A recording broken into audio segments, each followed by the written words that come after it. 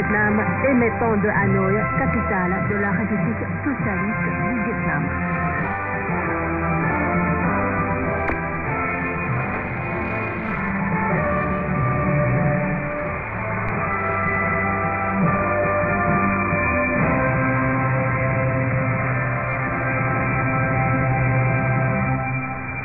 Bonjour à tous et bienvenue sur les ondes de la Voix du Vietnam au programme aujourd'hui.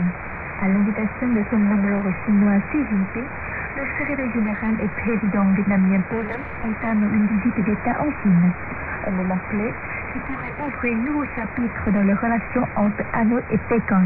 Plus de détails dans notre chronique du jour. Puis dans notre rubrique Guide de la vie urbaine, direction Ho Chi Minh Ville, où dès le mois de mai, les bus intra-urbains deviendront gratuits.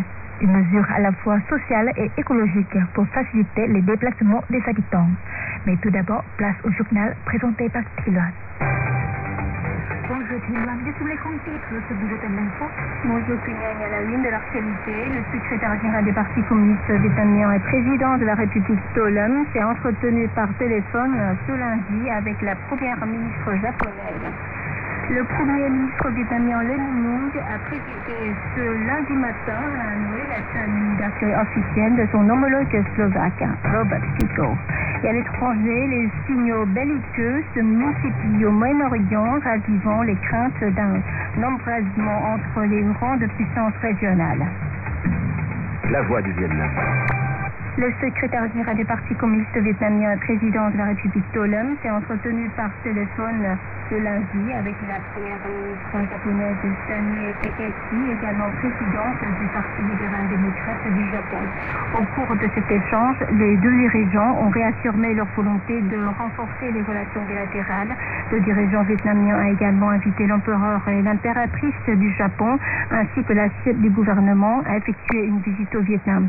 De son côté, Tokyo a exprimé son souhait de développer la coopération avec Hanoï dans tous les domaines, tout en saluant le rôle croissant du Vietnam dans la région. Le Japon a également salué la politique d'indépendance du Vietnam et exprimé le soutien du Japon à ses objectifs de développement pour les années à venir.